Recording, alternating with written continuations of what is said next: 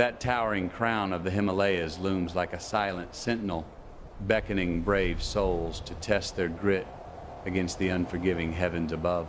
For generations now, folks have been drawn to this frozen summit, fueled by a burning hunger to conquer the highest peak on Earth. But don't let that beauty fool you none, because this icy pursuit carries a heavy weight, where glory dances closely with certain death. Since the 1920s, more than 300 climbers have perished here, and the mountain still holds on to most of them tightly forever. Frozen right where they fell, these poor souls remain lost to the ice, unable to ever be brought back down to warm Earth. They stand as grim landmarks for the living, whispering the hard truth that this mountain often keeps exactly what it decides to take. Up here in the death zone, the air is thin and the cold bites deep, making any hope of rescue a distant dream. It is near impossible to move a frozen body weighing over 300 pounds through this treacherous terrain without risking more good lives. Trying to haul that much dead weight down these jagged rocks is a fool's errand that could send the rescuers to their graves. But these silent figures tell stories that are both haunting and inspiring, reminding us all of the raw power this mountain surely holds. Today, we reckon we will uncover the gripping tales of 7 climbers who paid the ultimate price and became part of this legacy.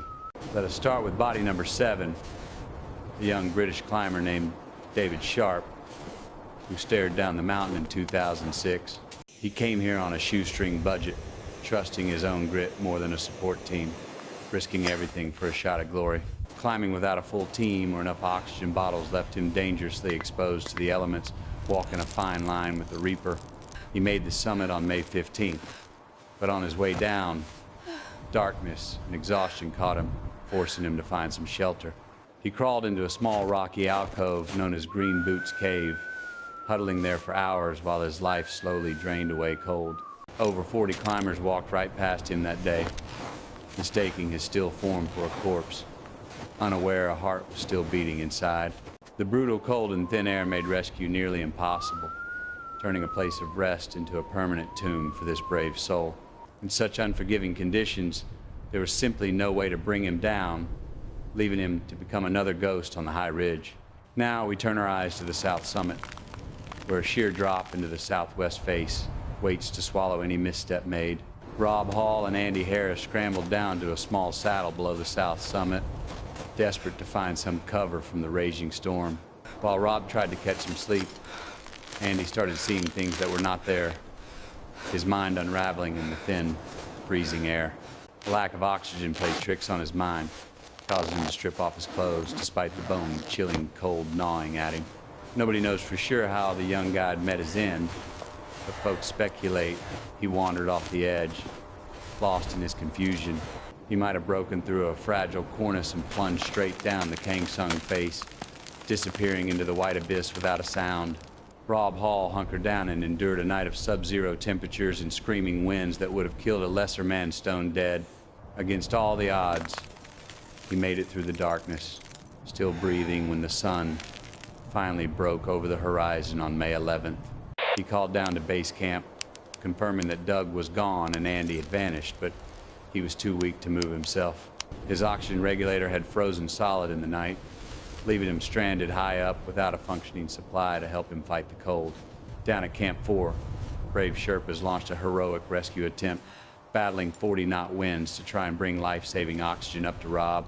But the mountain had other plans, forcing them to turn back just 700 feet from him, beaten down by the unrelenting storm. Alone and fading fast, Rob managed to patch a call through to his pregnant wife back home, speaking his final words of love. It was the last time anyone heard his voice before the cold finally claimed him, leaving behind a silence as deep as the snow. 12 days later, climbers found his frozen body near the south summit, a somber testament to the fierce struggle he had endured alone. He had arranged oxygen bottles around him to break the wind, trying to build a shelter in a place where no shelter exists. His ice axe stood upright in the snow beside him, a silent marker of his unyielding will to survive against the impossible odds. Some folks reckon his body lies buried under deep layers of snow and ice right there at the spot where he finally died.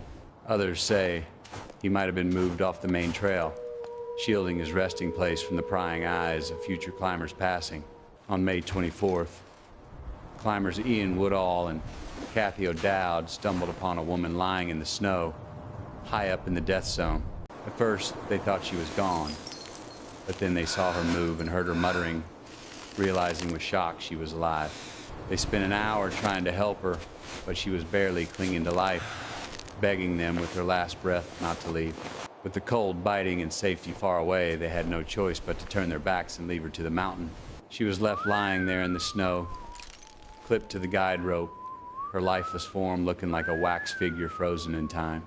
This sleeping beauty took her final breath at the same spot, just 40 years old, forever resting on the face of the North Ridge. Her husband Sergey's fate remained a dark mystery until the following year, when his own frozen body was discovered further down the mountain face.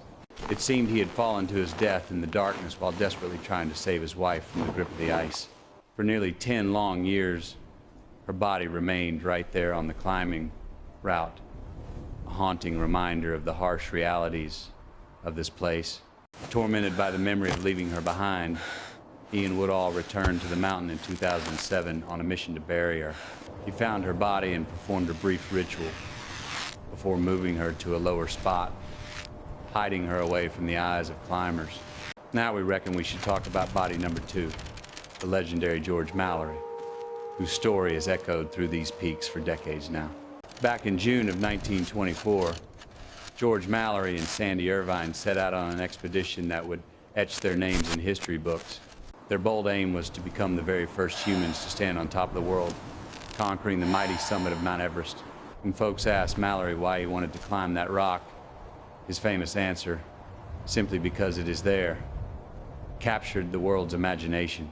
Climbing alongside him was Sandy Irvine, a 22-year-old engineer chosen for his sharp mind and skill with fixing their primitive oxygen systems. On June 8th, Mallory and Irvine were last seen alive by their teammate Noel Odell, watching them from a vantage point far below them. Odell described spotting 2 tiny dark figures scaling the second step, just a few hundred meters shy of reaching the very top of Earth. Then the clouds rolled in thick and heavy, swallowing them up from view, and they were never seen walking this earth alive ever again. Let us move on to body number 1, a frozen figure lying in a limestone alcove that became a famous marker for every climber. Resting just 350 meters below the summit, this body became a chilling waypoint, reminding everyone of the deadly risks they were taking. Green Boots is widely believed to be Sewang Paljor, a member of the Indo-Tibetan Border Police who ran into trouble way back in '96. He was part of a 3-man team that got caught high up when a murderous blizzard rolled in and tore their world apart. They summited on May 10th as the weather turned mean, but the descent quickly became a deadly fight against the mountain's cold fury. Separated from his group in the fierce winds and driving snow, he stumbled blindly, desperate to find some refuge from the whiteout storm. He crawled on his hands and knees towards a small cave, dragging his body away from the biting wind that screamed across the face. There he sat, shivering in the darkness until the cold stole his last breath, leaving him frozen in that alcove for years to come. For a long time, climbers passed that cave and used his bright green boots to measure just how close they were to the top. It was a stark reminder that even the strongest can fall, and that death is always watching from the shadows of the north face. In 2014, his body was moved to a more discreet location, hidden away from the prying eyes of those passing by him. For a few years, he was gone from sight, but the mountain has a way of revealing what it hides when the snow shifts. Reports say he is visible again, partially obscured by rocks, a permanent resident of the death zone where he took his final rest today. Let us take a moment to remember Scott Fisher, who stood tall and confident on these peaks before the storm took his strength away. Rob Hall, who stayed by his client's side until the very end, speaking words of love across the radio waves while the cold closed in. Francys Arsentiev, who climbed towards the sky and was left to sleep forever on the ridge, reaching out for a hand that never came.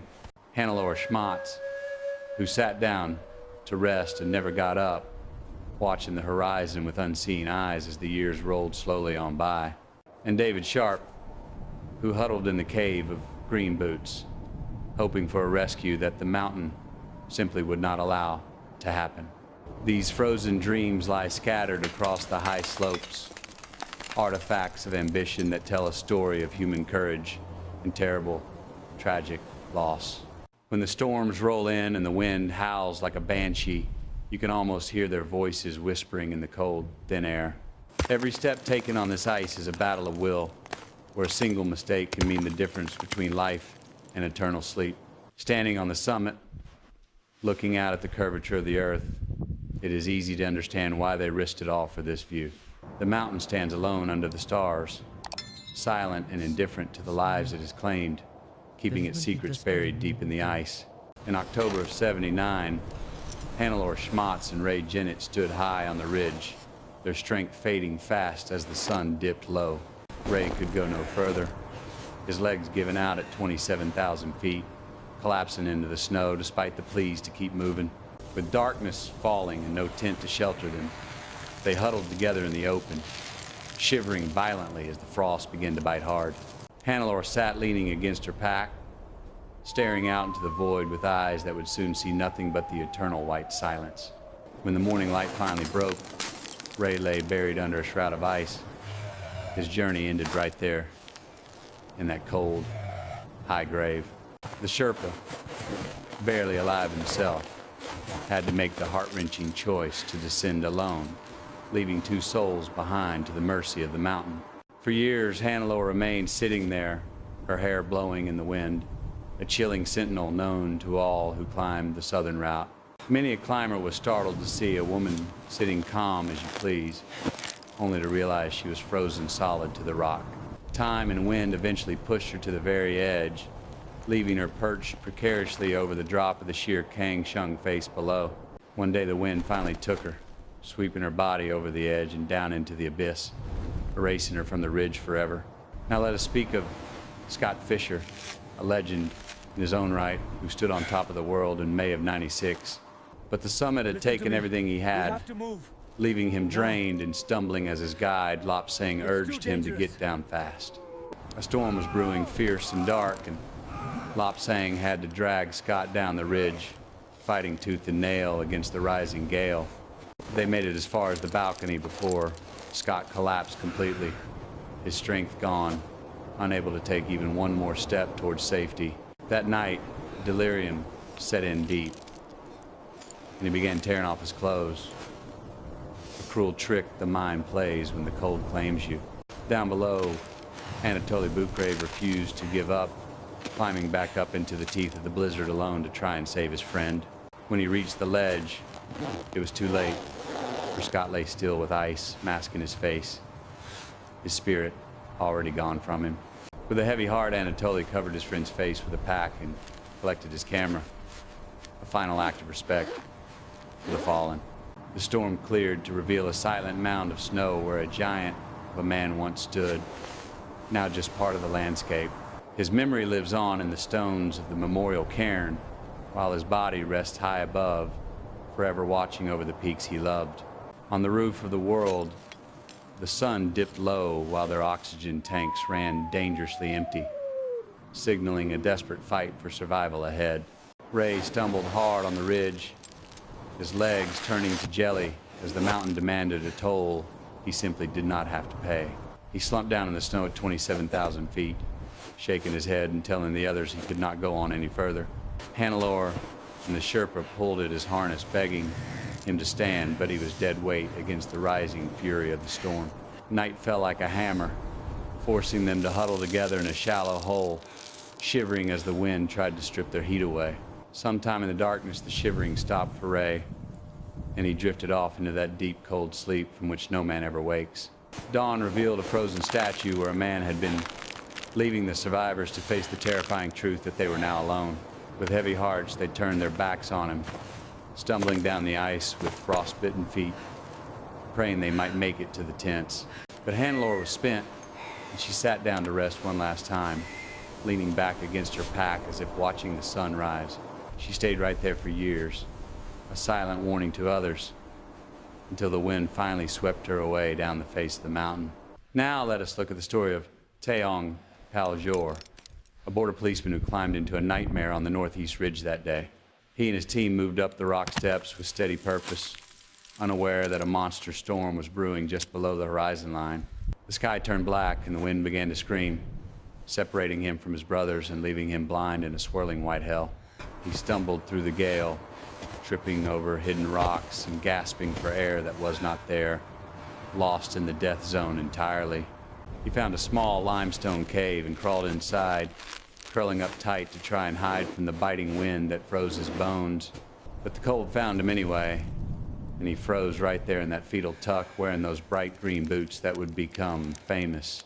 For nearly 2 decades, every climber heading for the summit had to step right past him, a grim reminder of the price of glory. He lay there just a stone's throw from the top, forever resting in the shadows while the world marched on by his quiet grave. In 2014, a team finally dug him out of the ice and moved him away, giving him some peace at long last. He disappeared from the main trail, but the mountain shifts and changes, and sometimes the dead return to remind us they are still there. His frozen hands fumbled with the metal clip, fingers numb as wood, fighting a losing battle against the cold that had stolen his dexterity. Lopsang tried to haul him up from the snow, shouting into the gale, but Scott was dead weight, anchored by exhaustion to that ledge. Turning his back on his friend was a bitter pill to swallow, leaving him alone in the swirling white void to save his own life. Down at Camp 4, the wind battered the nylon walls like a sledgehammer, while exhausted men huddled inside, praying for a break in the storm. 2 brave Sherpas pushed back up into the teeth of the blizzard, headlamps cutting thin beams through the darkness to find their fallen leader. They found him lying open to the sky, his jacket unzipped by delirium, his chest bare to the freezing wind that had stolen his life. They strapped a fresh mask to his face and cranked the valve, but the hiss of oxygen was the only sound in the deep silence. Later on, Anatoly knelt beside the body, his heart heavy with grief as he touched the cold shoulder of the man he respected deeply. He tied him down to the rock so the mountain would not take him further, leaving him to rest under the cold starlight forever. Now he remains a part of the landscape, a splash of yellow on the white snow, watching over the south summit for all eternity. Rob Hall clawed the ice off his radio, desperate to make contact with the world below while the storm tried to bury him alive. He stared at the frozen dial of his regulator, tapping it with a numb hand, realizing with horror that his lifeline had run dry. The rescue team left the safety of their tents, leaning hard into the wind that threatened to peel them right off the mountain face. They fought their way up the ice steps, but the gale was too strong, pushing them back down no matter how hard they struggled. Alone on the ridge, Rob tried to crawl, but his legs were gone, leaving him stranded on the edge of the world without hope. He managed to connect one last call to his wife, his voice trembling in the wind as he said his final, heartbreaking goodbyes home. As the long night closed in again, he curled up in a ball, letting the snow cover him like a cold, heavy white blanket.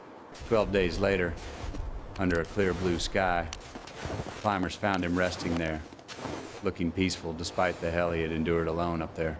His ice axe stood tall beside him, a steel monument to his courage, glinting in the sun that had come too late to save him. From high above, you can see just how small one man is against the vast, indifferent power of the mountain that claimed his life. Francys and Sergey climbed slowly into the death zone, their lungs burning for air that simply was not there to fill them up. They reached the summit as the sun began to dip, casting long, dangerous shadows that warned them they were far too late up there. In the darkness of the descent, their lights drifted apart, and the mountain quietly drove a wedge between husband and wife forever that night. Back at the tents, Sergey realized she had not come down, and panic set in as he stared back up at the empty ridge.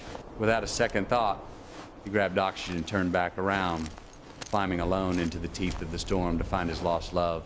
The Uzbek team found her lying in the snow, barely moving, and though they tried to help, they knew the situation was surely hopeless. They dragged her as far as they could, but at that altitude, pulling a body is like trying to move a mountain by hand. On their way down, they passed Sergey going up, a lone figure marching towards his doom, driven by love into the jaws of death. The next morning, other climbers found her still breathing, her eyes pleading for help that no human hand could possibly give her up there. As they walked away to save themselves, the sound of their boots crunching in the snow was the last thing she ever heard there. She died alone on the face of the mountain, a tragic figure left to the silence and the snow that slowly covered her over. Sergey was never seen alive again, likely falling to his death while searching for her in the dark, treacherous maze of the high ridge. For years, she remained a landmark, a flash of purple on the white snow, watching climbers pass her by on their way to glory. Finally, a climber returned to give her peace, wrapping her in a flag and saying the goodbye that had been denied for so long. He lowered her away from the path, letting the mountain claim her fully, leaving her to rest in the quiet shadows of the deep. Now let us turn back the clock to the 1920s, to a time of tweed coats and iron wheels on the high ice. George Mallory and his team stood before the mountain, looking like men out of time, armed with little more than courage and grit. He tinkered with heavy, primitive oxygen tanks, trusting his life to unproven machines that hissed and sputtered in the thin, cold mountain air. He and Irvine walked away from the camp, the two small figures disappearing into the vast white landscape, never to return to the world below. Through a telescope, a teammate saw them one last time, tiny dots moving high on a ridge before the clouds swallowed them up forever. 75 years later, a search team combed the north face, hunting for ghosts among the rocks and the driving snow of the high peaks. Conrad Anker spotted a patch of white that was not snow, a bleached stillness resting among the gray slate of the steep mountain slope.